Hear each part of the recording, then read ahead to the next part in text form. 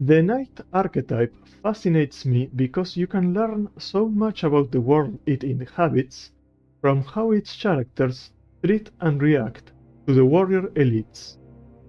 And Worn is precisely a world where violent conflict is almost inevitable. The European knight shares common ground with other martial traditions, such as the samurai of medieval Japan or the Kshatriya caste in India. It's part of my quest to have the tribes of Kurin exhibit traits of both East and West. Perhaps something I owe to Star Wars. No, I won't get over that fixation. While all knights adhere to a code of conduct, this code is not the same across tribes, nor throughout history, but we can find similarities, particularly among neighboring cultures. The Keshig Kadar are demolition warriors with their immense kanavos, and they are considered the property of the Vaida they serve. The Varlen Huskarls are heavily armored professionals with standardized, multi-purpose equipment. They owe their allegiance to the army with far fewer privileges than knights in other cultures. Are these two orders then glorified slaves, or heroes in their respective tribes who solemnly accept their burden? The line is very fine. On the other hand, the Masad and Drunid view their knights as nobles. They generally hold titles, and many are also landowners. Masad Janissaries are the Sultan's right hand, wealthy, skilled in the use of all kinds of weaponry, and staunch defenders of the Usul and the Golden Nation. Green Knights, for their part, are also noble lieutenants and the pinnacle of Drunid society. But these gallant warriors are expected to be employed in honorable campaigns and quests.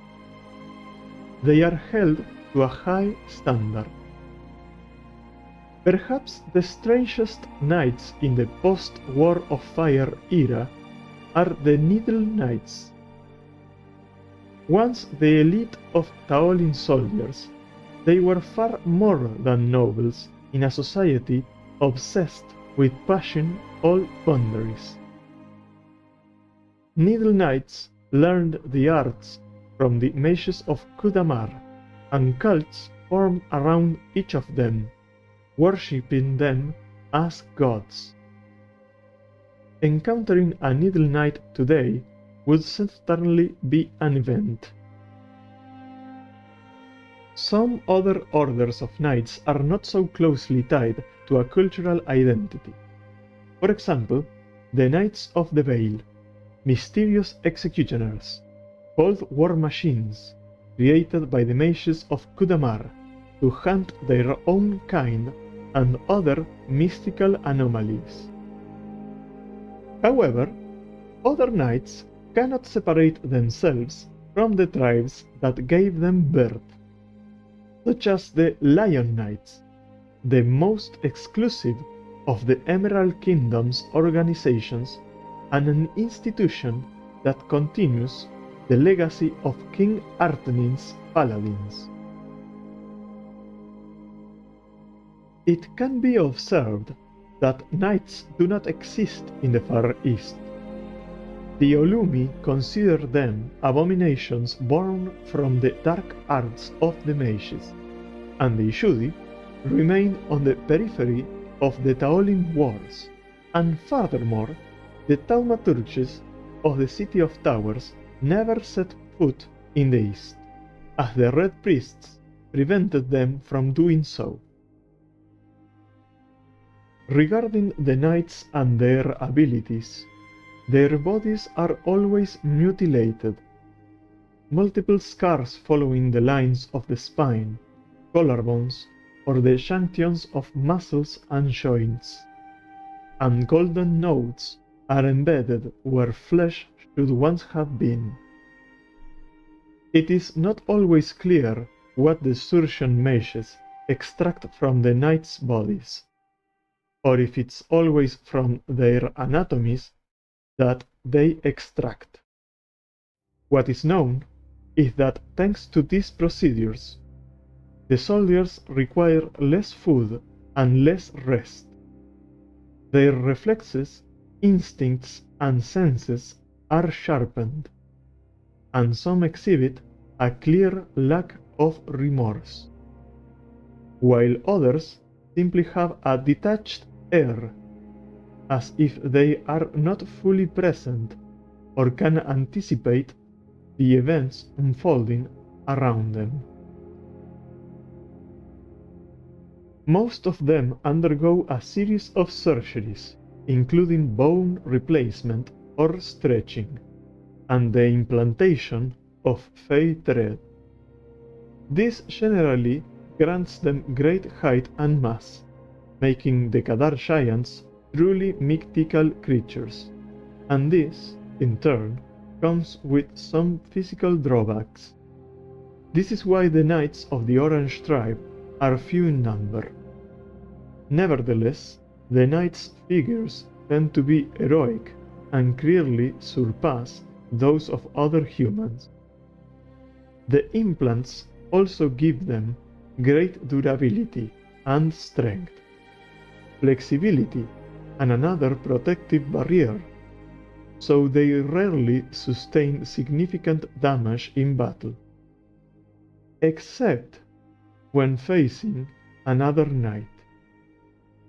These duels are always terrifying events and can be catastrophic depending on the limits the opponents are willing to cross. What do I mean by this?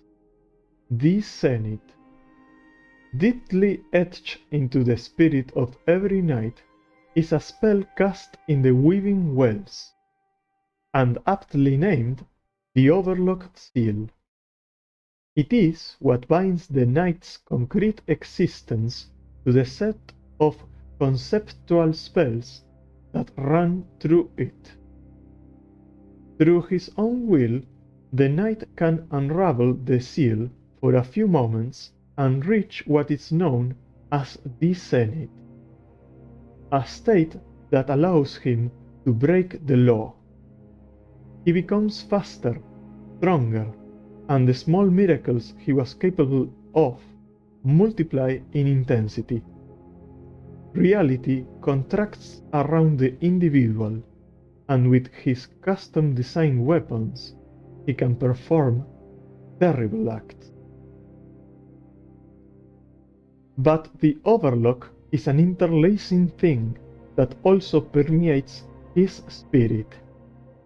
If this is untied, he risks it being dissolved or being exposed naked to other influences of the tapestry, which leads to another way of creating lost knights. And it doesn't end there. If the knight is able to halt the conceptual reaction and tie the knot again, the consequences are also physical. The body must adapt to something it shouldn't be, and that is why the knight's armor connects to the body through different interfaces and is traversed by ducts, through which coolant and anesthetic fluids circulate. It is a grueling life, an unnatural existence. To cope, most knights have one or more squires, trained by the surgeon mages, some of whom are on the way to becoming part of the order. The squires not only care for the weapons, but also use calibration tools to attend to their lords. The Knights of Kurin have a little bit of everything. Mutants, robots, a dose of anime, and some of classic heroes. Worm was always going to be a strange place, and as long as the world's coherence isn't broken, I'm more than happy to explore such colorful ideas.